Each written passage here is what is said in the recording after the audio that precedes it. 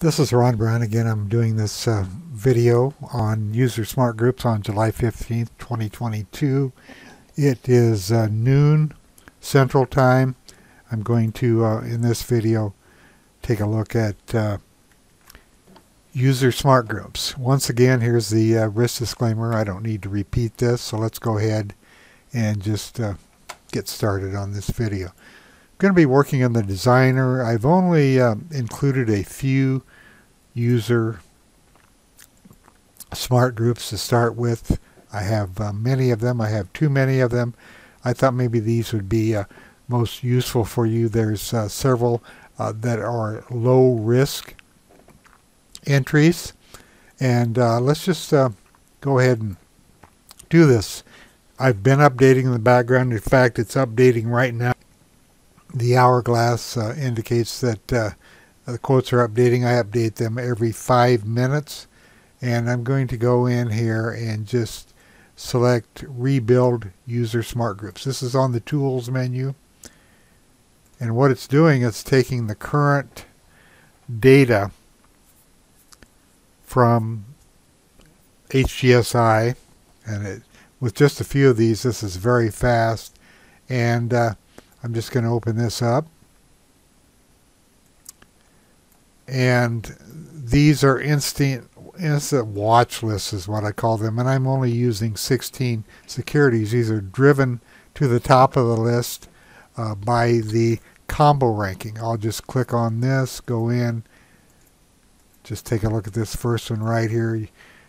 It's going to all securities. It's looking for a filter, VPA or candle signals, fan up, intraday. Edit this. You can see all these VPA flags if any of those appear, or if any of these bullish candles appear, and if the stock is trading at least 50% of its intraday range and up 1% from the low, then stocks will appear in this group. And the combo ranking is the intraday percentage price change 1 day and intraday range. So it's going to push the top 16 based upon this combo to the top of the User Smart Group. And I'll go ahead and rebuild them. And let's just see what we come up with here. Most of these are pretty self-explanatory. I'm just going to click through here, and you can see that the combo here in my scorecard view is the same one that I used in the User Smart Group, and these are the stocks that came up. The industries, this is where the industries were before. Let me just show you that again.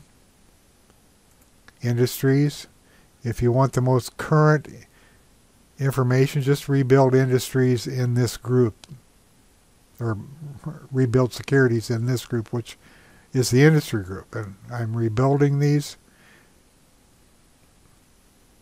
As soon as that's finished, we'll go back to this group, and you can see there are 16 securities here. If I sort on industry percentage price change, you can see that Acadia Health Center is in the strongest group, and it's up 2.99% today, trading at 100% of its daily range. Volume's a little lighter than normal.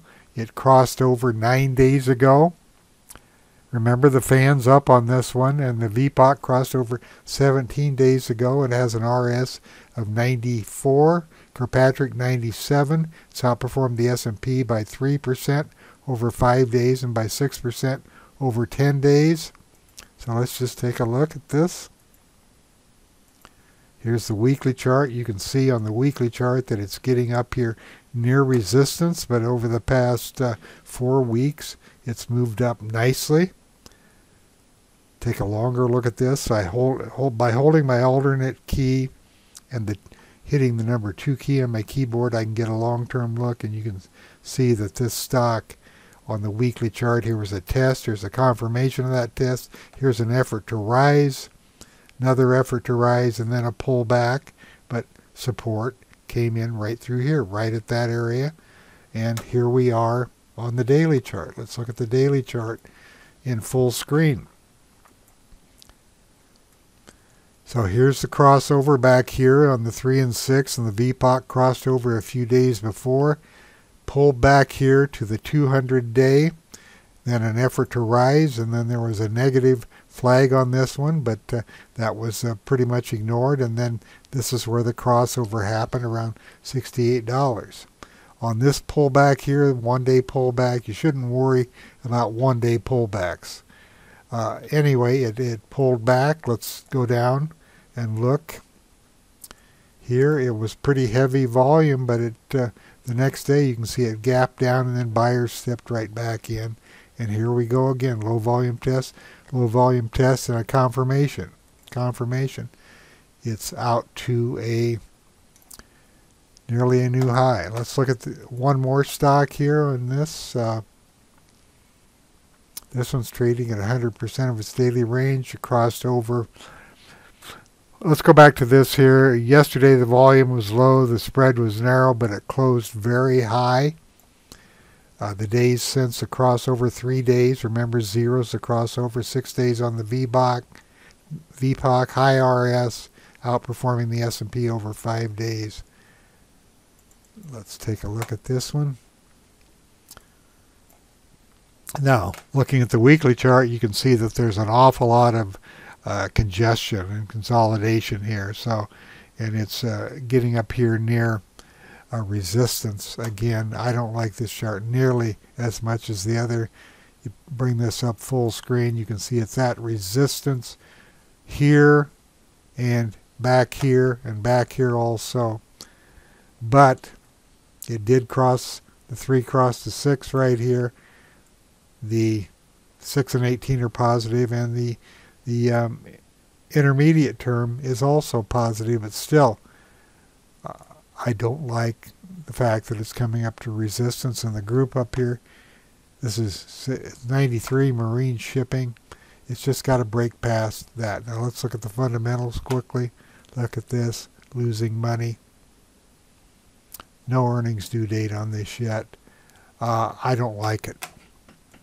Let's look at this one right here.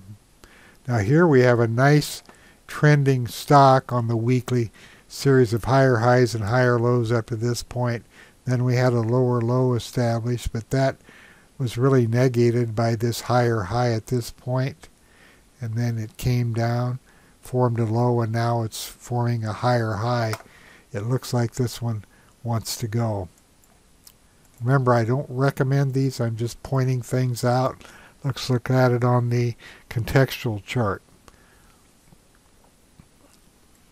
200, 100, 50, 18, the 3 crossed the 6 back here. 6 crossed the 18 here. VPOC crossed clear back here, had a 1-day pullback, and then crossed over again. Bulls took over control again. You can see that this is an accumulation day with the low volume test closed near the high of the day.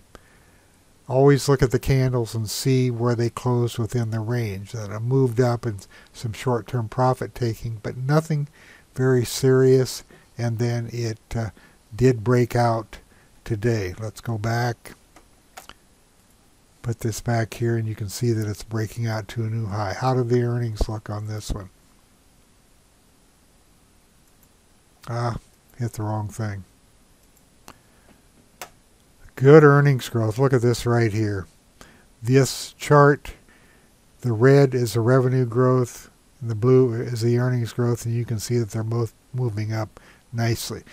Sloppy through here, but this held up pretty well, even though the group was coming. Well, it came down with the group, and then the group just kind of bounced around along with this one too. But finally, with some strength in the market, we're getting pocket pivots today in an effort to rise, and you can see that it's just above resistance. Let's go down and look at number 2A chart. Wrong one. You can see volume is running well above normal. On the 20, it's 156 or 56% above normal. On the 90-day, it is projected to be over 100% above normal. Okay, so that's one of the smart groups. I don't have time to go through all these. You can figure out what they are. I think I've made them pretty self-explanatory. Now, these here, I just put in last week. These are for low volume entries, and I didn't limit the number. Now look at this.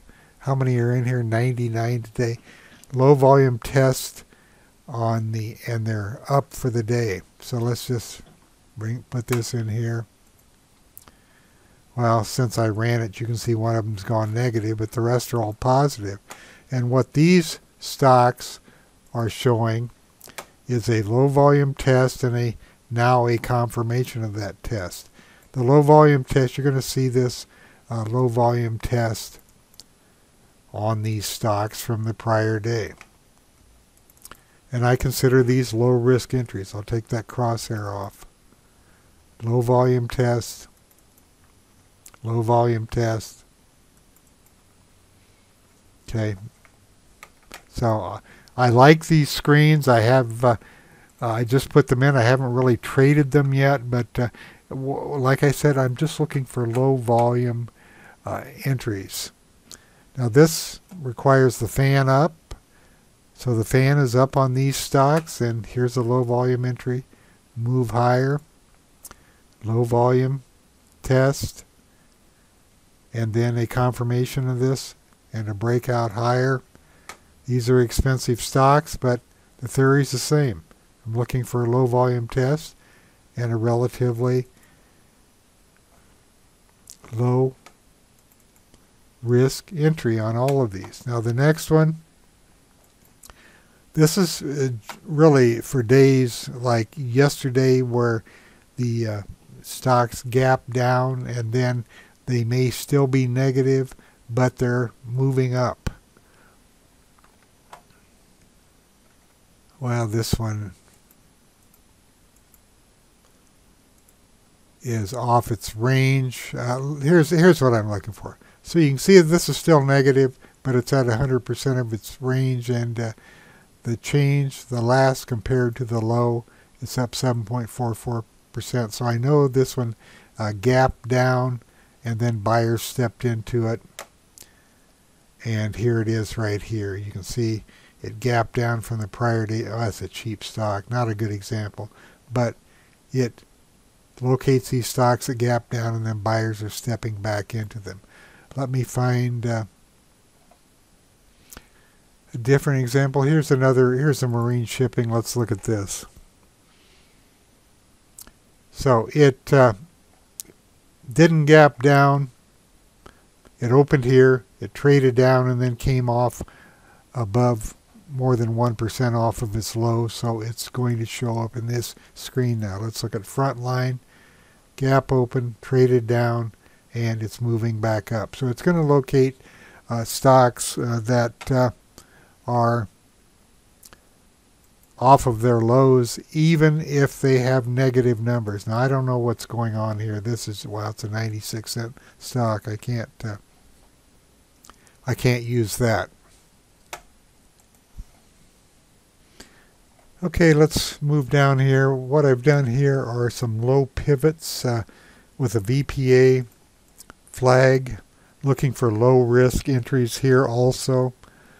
So let's try this, and I'll sort on raw combo, and let's just take a look at Amberella. Here's what I mean by a low pivot. Put a frame around this. This high here is lower, or is higher than the high on this day right here. And then today, when this stock surpassed the prior day's high, that completes the low pivot, confirmed low pivot. It has to take out this high right here. Let's go down and look at the next stock.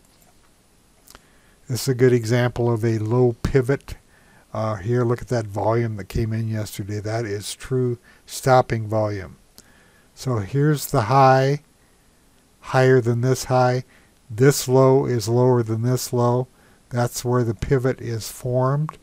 and then when this gap's open today, that confirms it. These filters work out really well. Let's look at First Bank Corp. Now this is an extended pivot, but it is a low pivot. Here's the low pivot. This is higher than this high. This low is lower than this low. And then here's the confirmation gap. Let's do one more. Abbott Laboratories. Okay, good example of a low pivot. Here's the high, which is higher than this high, and this low is lower than the prior day's low, and this would be a confirmation. Off a little bit. When it surpasses that high, that's a confirmed low pivot. I want to point out here that here's your low volume test, and here's a confirmation of that test today. So in addition to the low pivot here, there is a low volume test because volume's less than average. Okay, so I'm not going to go through all these. They're self-explanatory. The flag is up on these. This is a VPA flag or bullish candle. These are just VPA flags. If there's a bullish candle or a VPA flag, these will give us a low pivot. I'll take a quick look at these, and let's just see what happened here. You can see there's no VPA flag here, but there were two VPA flags the prior days. Here's your low pivot.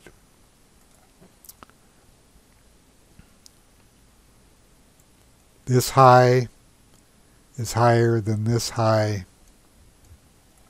and this low is lower than this low. So that is the pivot, and then here is a confirmation of that. Let's do one more. Let's go down Wells Fargo. We'll try that. Okay, this high is higher than this high. This low obviously is lower than this one. And then on earnings today, it took out that high, which is a confirmation. Okay, I'm going to wrap this movie up now. These are just to get you started. And there's plenty here to work with, and we can talk about these in webinars when I do them. If you're a member of the Insider Club, we can go through all of this in the webinar series, or webinars. I haven't considered a series yet, but I may have to. There's so much to teach in HGSI. Thanks for listening, and I'm going to end the series right here for now. There may be more additions later on.